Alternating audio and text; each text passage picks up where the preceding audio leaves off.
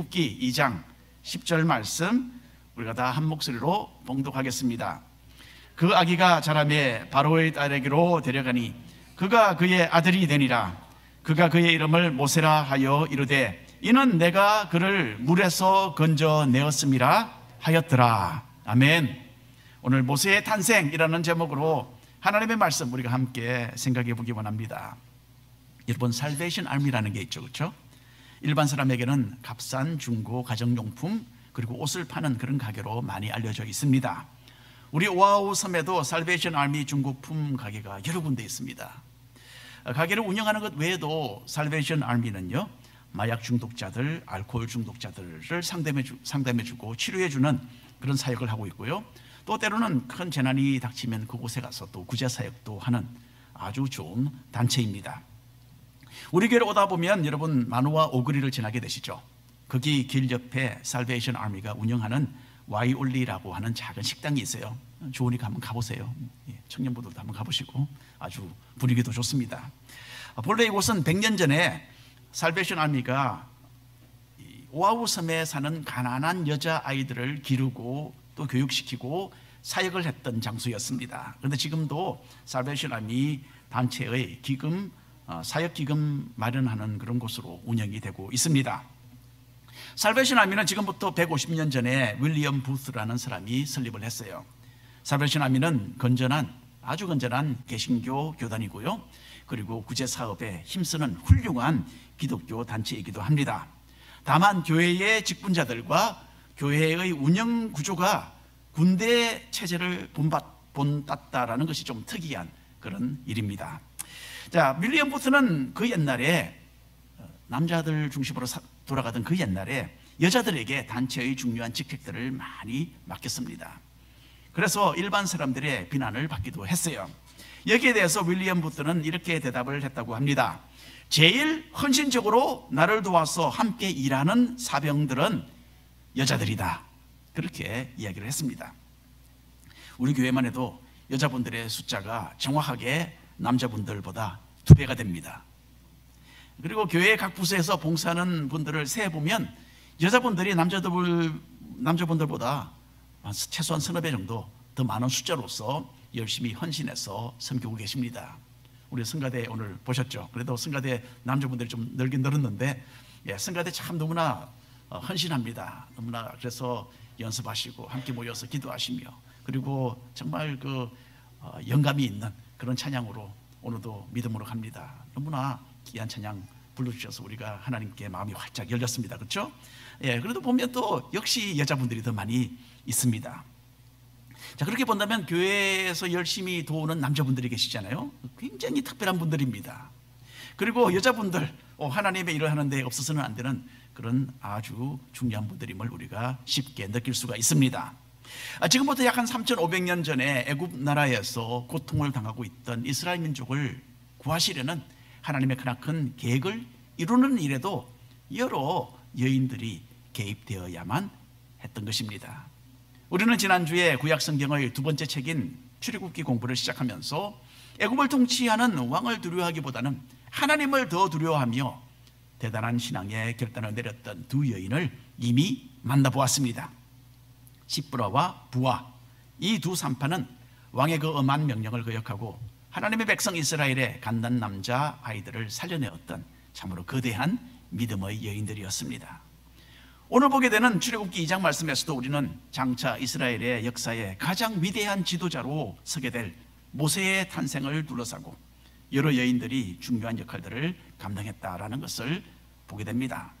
하나님은 인간의 눈에는 보이지 않는 숨겨진 손으로서 자신의 계획을 이루어 가십니다. 그리고 그 과정에서 인간의 생각을 초월하는 인물들과 방법들을 동원하셔서 자신의 뜻을 성취해 나가시는 거예요. 우리 모두도 하나님의 크나크신 그 계획과 목적에 포함되어 있는 사람들입니다. 오늘 말씀 가운데 하나님께서 하시는 일들을 우리가 한번 살펴보면서 우리 또한 참으로 아름답게 쓰임받고 하나님의 축복을 풍성하게 누리는 그런 성도들이 되기를 간절히 바랍니다. 먼저 1번 함께 읽어보겠습니다. 요게벳의 믿음. 장차 이스라엘 백성을 해방시키게 되는 모세는 참으로 어려운 시대에 태어났습니다. 애굽 나라에 막대한 축복을 안겨다 주었던 요셉의 행적을 알지 못하고 요셉의 하나님에 대해서도 전혀 알지 못하는 사람이 애굽 나라의 왕이 되었습니다. 이 사람의 통치 아래 요셉의 민족 이스라엘 백성들은 하루아침에 노예로 전락하고 말았어요. 동물보다 못한 대접을 받고 참으로 고된 노동을 하면서도 아무런 대항할 힘도 없고 아무런 권리도 주장하지 못하는 비참한 노예의 생활을 하게 되었던 것입니다. 애굽 왕 바로는 자신의 나라에 어쩌면 절반 정도까지 인구로 불어난 그런 이스라엘 민족의 숫자를 좀 줄여보기 위해서 여러 가지 방법을 사용을 합니다. 그 한 가지 방법으로서 바로는 이스라엘 산파들에게 남자아이들이 태어나면 죽여야 한다라는 무서운 지시를 내렸었죠. 하지만 하나님을 우선으로 하면서 섬겼던 두 산파 시브라와 부하는 이 명령을 따르지 않았고 그래서 바로 왕의 계획이 숲으로 돌아가고 말았습니다. 자기가 계획했던 바가 빗나가자 바로 왕은 이제 가장 흉악한 왕명을 내리게 돼요. 이스라엘 민족의 가정에 아들이 태어나면 예외 없이 모두 나일 강물에 던져 죽여버리라 라는 아주 끔찍한 명령이었습니다. 출애굽기 1장 22절 말씀 우리가 함께 읽어보겠습니다. 그러므로 바로가 그의 모든 백성에게 명령하여 이르되 아들이 태어나거든 너희는 그를 나일강에 던지고 딸이거든 살려두라 하였더라. 바로 왕은 모든 백성들에게 이 명령을 내렸어요. 모든 애굽 사람들이 앞장서서 이스라엘 민족의 남자아이들을 죽이는 데에 참여하도록 했던 것입니다. 지금 같으면 상상도 하지 못하는 일이죠, 그렇죠? 아무리 그래도 어떻게 이런 끔찍한 일이 일어날 수 있었겠습니까? 그런데 이때로부터 1500년 후에 예수님이 태어나신 그때에도 비슷한 일이 일어났습니다. 악한 헤롯 왕은 얼마 전에 태어나신 예수님을 제거하기 위해서 베들레헴과 그 주변 지역에 있는 남자아이들을 2살 아래로 모조리 다 죽여버리는 그런 비행을 저질렀던 것입니다. 옛날에는 아무도 왕명을 거역하지 못했고요, 일반인들은 왕의 권력에 맞설 힘이 전혀 없었습니다. 바로 왕의 그 무시무시한 명령이 떨어진 직후에 얼마나 많은 이스라엘 남자아이들이 죽어갔는지 모릅니다. 이런 처참한 상황 가운데 모세가 태어났던 것입니다. 출애굽기 2장 1절 2절 말씀 함께 읽겠습니다. 레위 가족 중 한 사람이 가서 레위 여자에게 장가들어 그 여자가 임신하여 아들을 낳으니 그가 잘생긴 것을 보고 3달 동안 그를 숨겼다라고 합니다. 나중에 보면 이 두 부부의 이름이 나옵니다. 아버지의 이름은 아므람이었고 어머니는 요게벳이었어요. 우리 젊은 청년들 또 우리 젊은 사람들은 최근에 많이 듣게 되는 요게벳의 노래 들어보셨죠, 그렇죠? 바로 그 요게벳이 이 요게벳입니다. 자, 여기 앉아 계시는 여자분 중에서는 요게벳이 겪었던 일을 경험하기를 원하는 분은 아마 하나도 없을 것입니다. 요게벳은 비극의 여인이었어요. 아이를 해산할 때가 가까웠을 때에 요게벳이 얼마나 마음이 초조했겠습니까? 얼마 전에 내려진 왕명으로 요게벳 주변의 여러 가족들은 태어난 아들들을 빼앗겼고 자기들의 소중한 아이가 강물에 던져지는 정말 말할 수 없는 크나큰 슬픔을 겪어야만 했던 것입니다. 이제 요게벳은 어머니로서 가장 견디기 어려운 일이 자기 앞에 펼쳐질지도 모르겠다라는 두려운 마음으로 떨고 있었을 것입니다. 태어날 아이가 아들이 아니라 딸이기를 간절히 소원했겠죠, 그렇죠? 아이를 빼앗기는 그 아픔을 피할 수 있기를 기도하고 또 기도했을 것입니다. 드디어 때가 되었습니다. 요게벳이 아이를 낳게 되어요. 아들일지도 모르겠다라는 엄청난 그 두려움 때문에 어쩌면 해산의 고통을 제대로 느낄 겨를도 없었을 것입니다. 아이가 태어났을 때에 요게벳은 꿈에서도 원하지 않았던 현실을 직면하게 됩니다. 태어난 아이는 아들이었어요. 그리고 이 아들은 곧 비극을 의미했습니다. 아들을 낳고서 요게벳은 통곡했을 것 같아요. 왜 그러지 않았겠습니까? 어느 어머니가 가슴 아파하지 않겠습니까? 말로 표현되지 못하는 그런 괴로움 속에서 요게벳은 자기가 낳은 아들을 눈물 어린 눈으로 바라보았을 것입니다. 그런데 참 놀랍게도 슬픔 대신에 안도감이 마음에 찾아오기 시작했습니다. 이 아들은 아무런 기쁨이나 소망이 없는 참으로 그 절망적인 시대에 아들로 태어나서 곧 죽임을 당해야 하는 그런 신세였어요. 어머니의 마음을 찢어놓는 그런 자식이었어요. 하지만 요게벳이 자신의 갓난 아이를 바라보았을 때에 이 아들은 정말 특별한 아이구나 라는 그 어떤 확신을 어떤 믿음을 가지게 됩니다. 물론 어느 부모에게나 자식은 특별하겠죠. 부모의 눈에는 가장 사랑스럽고 가장 귀엽게 생긴 아이가 바로 자기 자신의 아이입니다. 옛날에 우리 아이들이 태어났을 때에 우리 눈에는 그렇게 예뻐 보였어요. 근데 나중에 사진 찍은 것을 보니까 뭐 그렇게 예쁘지도 않았구나라는 것을 느끼게 되는데, 어쨌든 부모들의 눈에는요, 가장 귀하고 사랑스러운 것이 자기 자녀입니다. 그런데 모세는 그런 의미에서만 요게벳에 보기에 귀한 아이가 아니었어요. 어딘가 예스럽지 않은 아이였어요. 일반적으로 부모가 자녀에 대하여 느끼는 어떤 그런 애정을 떠나서 이 아이는 정말 하나님 앞에 특별한 아이구나 라는 것이 분명하게 느껴졌던 것이에요. 그래서 사도행전 7장 20절에 이런 말씀이 있습니다. 함께 읽어보겠습니다. 그때에 모세가 낳는데 하나님 보시기에 아름다운지라 그의 아버지의 집에서 석 달 동안 길렸다라고 합니다. 자, 어린 모세의 모습 속에서 요게벳은 하나님의 은혜가 충만하게 함께하는 것을 볼 수 있었어요.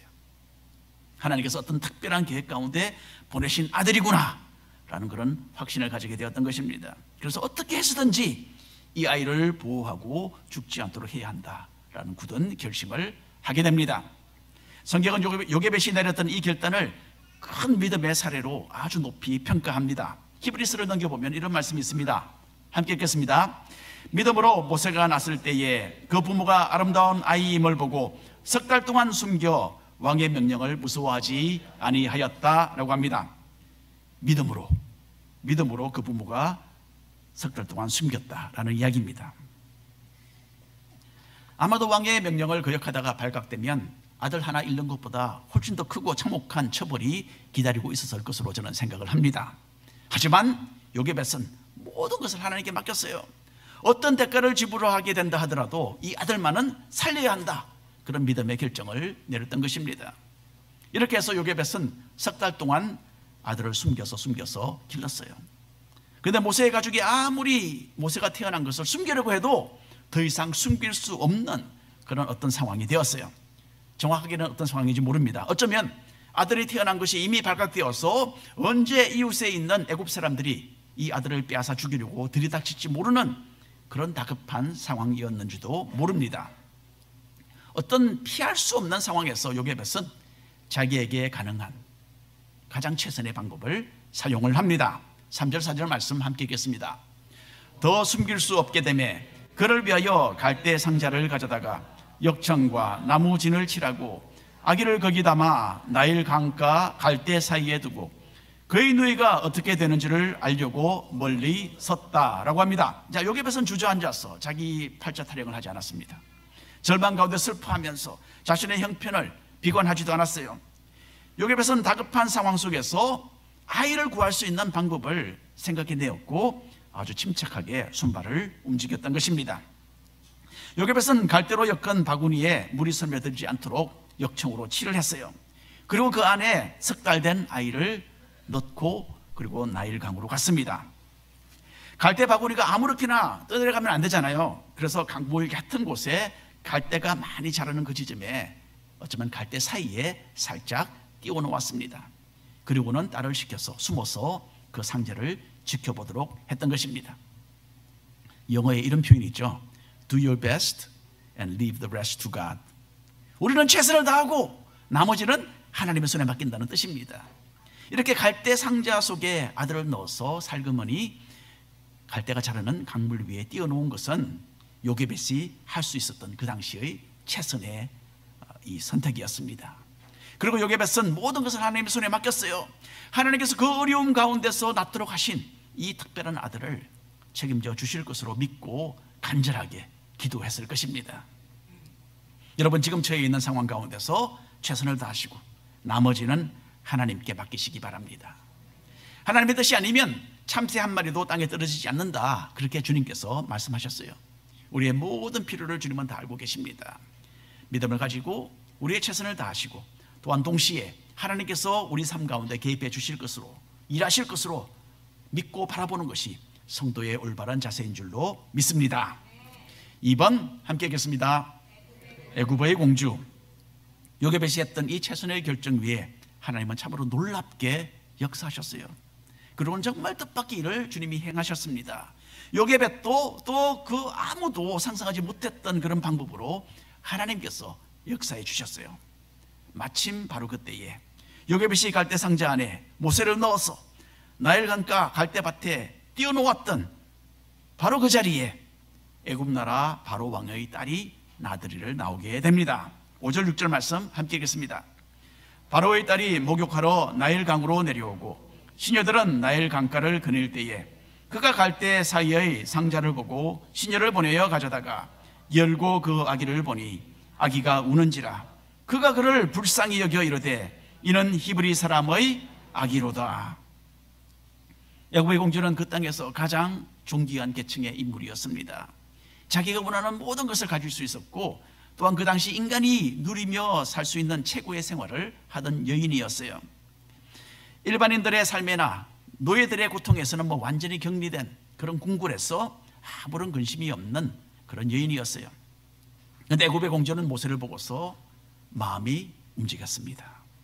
자기 나라에서 돼지보다 더 더럽게 생활하는 노예의 아들을 보고서 이 공주가 연민을 느꼈어요. 나일 강물 속에 잠겨 죽어야만 하는 노예의 아들이었지만은 공주의 마음에는 그 아기를 구해주고 싶은 그런 충동이 일어났던 겁니다. 성경은 하나님께서 이렇게 놀랍게 역사하시는 일들을 많이 기록하고 있어요. 애굽 나라의 공주가 마침 바로 그 시간과 그 장소에 나타난 것은 결코 우연이 아니었습니다. 하나님의 절묘하신 그 타이밍, 바로 그것이었죠. 하나님은 요게벳이 갈대 상자로 준비하는 그 시간과 맞추어서 공주에게 이곳을 방문하고 싶은 그런 마음이 들도록 하신 것이었어요.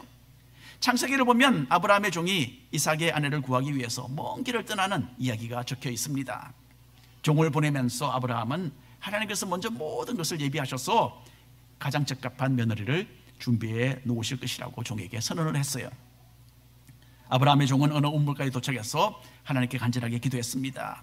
이 우물가에서 만나는 처녀 중에 내가 이렇게 말을 하면 이렇게 대답을 하고 착하게 봉사하고 하며 섬기는 그 처녀가 이삭의 아내가 되도록 해주십시오. 기도를 드립니다. 간절하게. 그런데 하나님의 타이밍이 아주 절묘했어요. 종의 기도가 끝나기도 전에 이미 하나님은 응답하셨습니다. 그래서 기도했던 그대로 리브가가 우물가로 다가왔고 분명히 아브라함의 며느리로 하나님께서 예비하신 처녀라는 것이 여러모로 확인이 되었습니다. 성경에는요 이런 이야기가 한두 개가 아닙니다. 모든 것을 아시는 하나님께서는 또한 모든 것을 자신의 뜻대로 움직이실 수 있는 분이십니다. 인간은 자신의 생각과 뜻대로 살아가며 행동을 합니다. 그러나 하나님은 언제나 인간의 자주의지와 함께 또한 자신의 뜻을 또한 마음대로 이루실 수 있는 우리의 상상을 초월하는 지혜와 능력의 하나님이신 것입니다. 이것은 우리의 생각으로는 쉽게 이해되지 않는 부분입니다. 이것을 신학자들은 하나님의 섭리라고 부릅니다. 사람의 눈으로는 보이지 않는 하나님의 숨겨진 손길이 우리의 삶의 크고 작은 일과 상황들을 이끌어 가시고 그 가운데 하나님은 자신의 크신 뜻을 이루고 계신다라는 뜻입니다. 이스라엘 민족의 생존에 있어서 가장 큰 위험 인물이었던 애굽 왕 바로의 딸이 장차 이스라엘을 해방시킬 모세를 구하게 될 줄을 누가 알았겠습니까? 그것도 완벽한 시간과 가장 필요했던 그 장소에서 공주가 어린 모세를 발견하도록 하나님께서는 이끄셨던 것입니다. 그리고 자신의 아버지가 내린 그 엄한 명령을 거역할 만큼 어린 모세를 향한 공주의 마음이 열려지도록 하나님께서 역사를 해주신 것입니다. 여러분, 하나님이 하시는 일을 우리는 예측할 수가 없습니다. 하나님은 자신의 영광을 위하여 그리고 우리 성도들의 궁극적인 최선을 위해서 지금도 일하고 계십니다. 우리의 삶 가운데 일어나는 크고 작은 일들을 통해서 하나님은 우리의 발걸음을 인도해 나가시는 겁니다.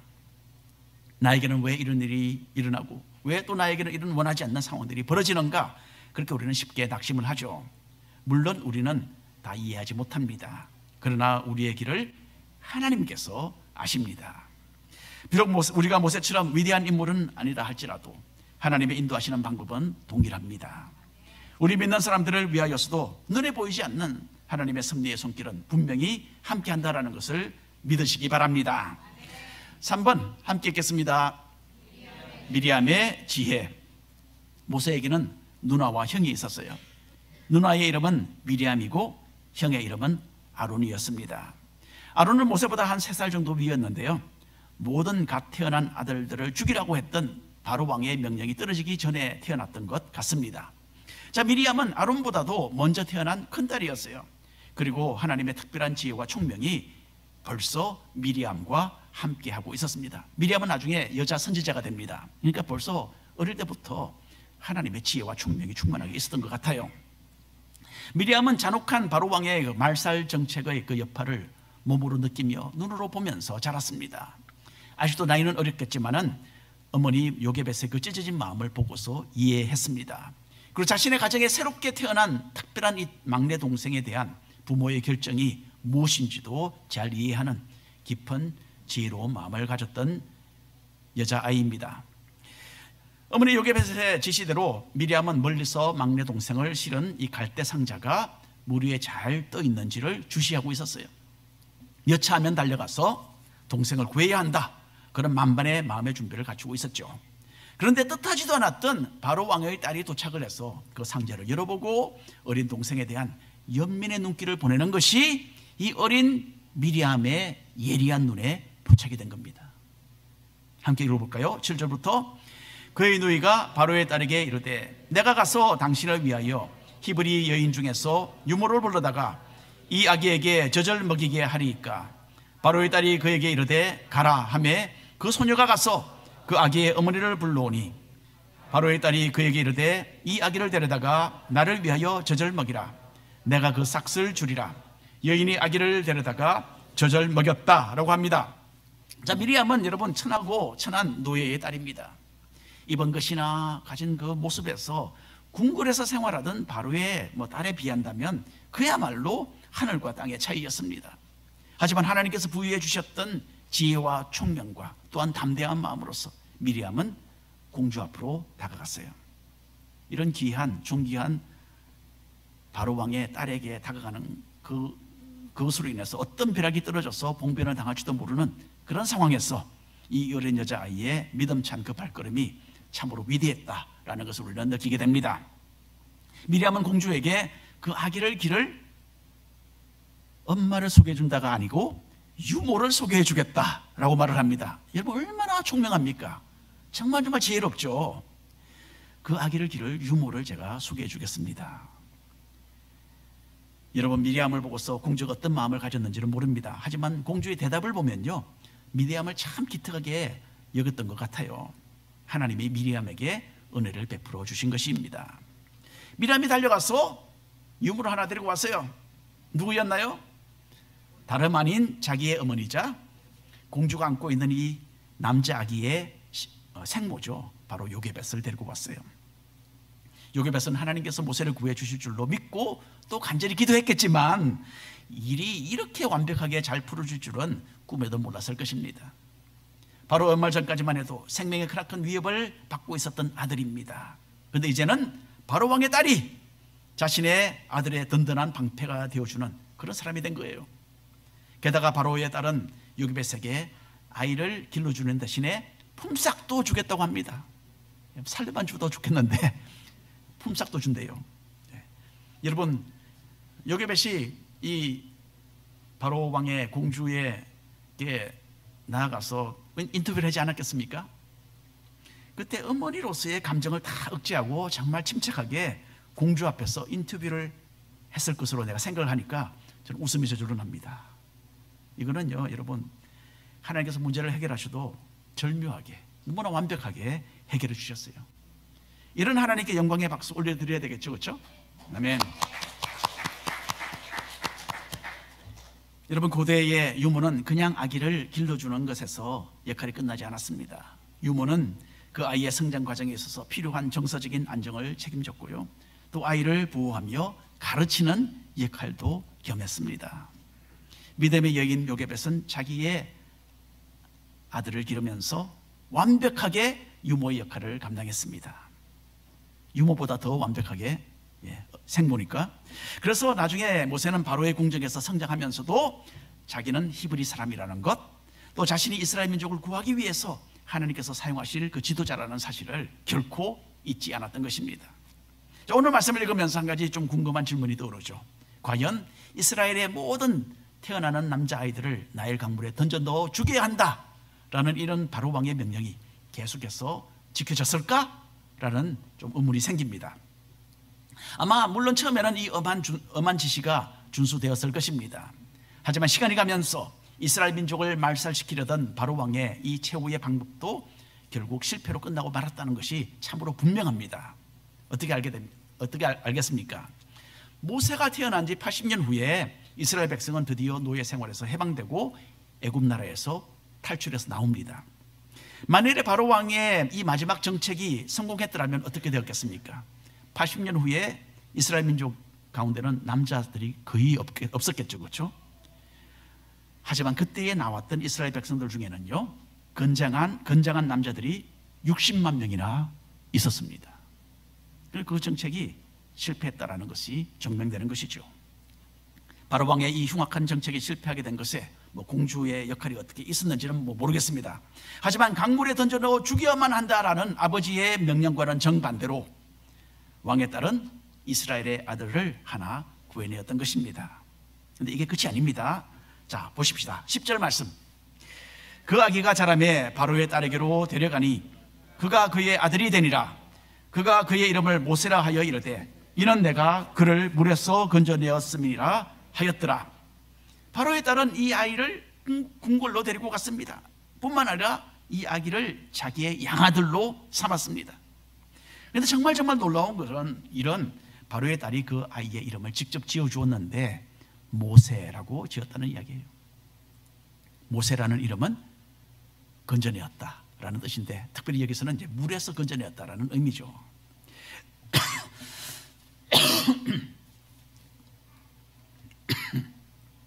궁정에서 바로 왕 앞에서 다른 왕자들과 함께 자라며 교육을 받으며 성장했던 히브리인 아이가 하나 있는데 그 아이의 이름이 물에서 건져내었다라는 이 모세라는 이름으로 불려졌다는 것, 정말 충격적이기도 하고 정말 감동적인 이야기입니다.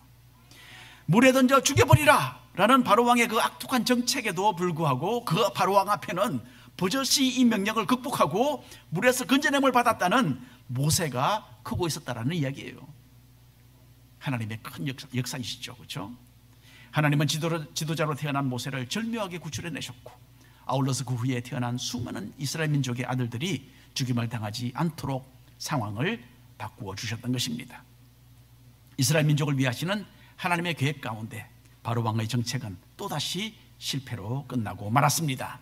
자, 오늘 결론의 말씀을 함께 나누고자 합니다. 오늘 말씀 가운데 우리는 몇 가지 중요한 영적인 원리들을 얻게 됩니다. 하나님은 그 옛날에 여인들을 사용하셔서 장차 이스라엘의 지도자 모세의 생명이 보존되도록 하셨어요. 연약할 수도 있는 여인들이었지만 하나님의 손이 함께 하신다면 크나큰 일을 이루게 된다는 것을 우리가 볼 수 있습니다. 또 하나님은 보이지 않는 섭리의 손길로서 성도들의 발걸음을 인도하십니다. 이스라엘 민족을 위해서 원수의 딸인 애굽의 공주를 사용하신 하나님이십니다. 인생의 크고 작은 위기들을 지나간다 하더라도 우리는 그 결과가 무엇인지를 이미 알고 있습니다. 주님은 우리를 승리케 하시고 우리를 축복하시고 또 우리를 풍성하게 하십니다. 하나님은 충분히 그렇게 하시고도 남는 분이십니다. 마지막으로 하나님은 자신의 계획대로 모든 일을 이루어 가십니다. 하나님은 이스라엘 백성들을 위하여서 모세가 태어나게 하시고 모세를 성장시키셨고 이 모세를 통해서 백성들을 노예 생활에서 해방시키셨습니다. 시간이 좀 걸리고 또 그 과정은 좀 고통스러웠어요. 하지만 하나님은 결코 이 기간 동안에 이스라엘 백성을 떠나지 않으셨다는 겁니다. 하나님께서는 단계마다 분명히 함께 하셨고 자신의 그 크고 깊으신 뜻을 완전하게 이루셨습니다. 여러분, 우리는 모세와 같은 위대한 지도자들은 아니겠지만 여전히 하나님이 사용하시고 승리케 하시고 또 함께 하시는 하나님의 자녀들입니다. 믿음을 가지시고 우리 앞에 놓여있는 문제들과 위기들을 대하면서 하나님께서 우리를 위해서 어떻게 일하시는지를 믿음으로 함께 발견해 나가는 우리 모두가 되기를 축원합니다. 기도하겠습니다. 하나님, 참으로 감사합니다. 우리는 아무것도 아니지